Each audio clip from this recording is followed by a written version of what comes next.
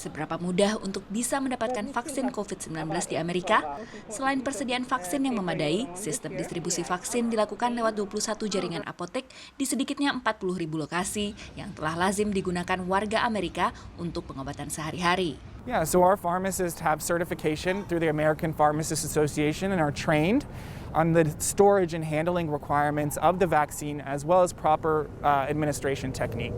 Lewat situs vaccines.gov, peminat vaksin COVID-19 bisa menentukan lokasi vaksinasi, memperoleh informasi jam operasional, bahkan jenis vaksin yang tersedia. Ada juga informasi tentang vaksinasi walk-in atau tanpa janji, seperti yang dilakukan oleh keluarga Zuli Rasak yang memperoleh vaksin ketika sedang berlibur di Amerika. Jadi kita masuk ke target, terus kita tanya, ternyata bisa langsung, benar-benar bisa langsung gitu. Jadi ya udah langsung cuman ditanya ID-nya, dan alamat di Amerikanya di mana. Atau seperti Omar yang karena harus berpindah tempat selama di Amerika, memutuskan untuk mengatur janji dengan jejaring apotek Walmart. Karena saya ada proyek di dua kota, di Atlanta dan di DC, saya mencari tempat vaksin yang ada di berbagai tempat.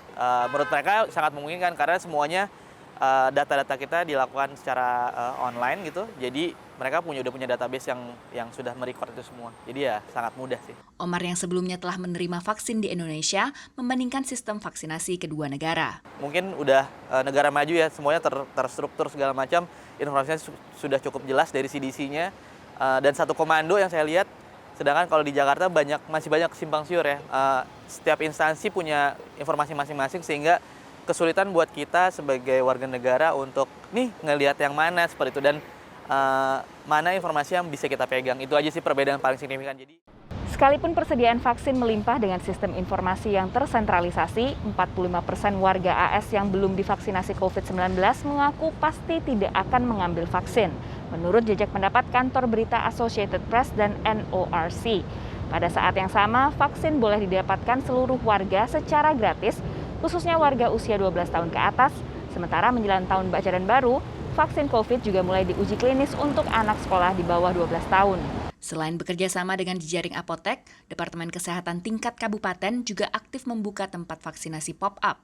Right now we actually have about 3 or 4 different sites that we're really actively at every week, and then sometimes we also add on additional pop-up sites. So those are at apartment buildings, at recreation centers, at community events, wherever people are just going to be. We want to make it super convenient for our residents. Diakui petugas kesehatan Kabupaten Alexandria di negara bagian Virginia, tantangan untuk mengajak warga untuk divaksinasi saat ini adalah misinformasi. Our bilingual outreach workers into neighborhoods, particularly into lower income neighborhoods, to actually knock on doors and talk to people directly about, what are their concerns? How can we give people the information and the facts that they need to make an informed decision? Menghadapi peningkatan kasus baru dari varian Delta, sejumlah negara bagian dan badan pemerintah mengharuskan tenaga medis di bawah otoritas mereka untuk divaksinasi.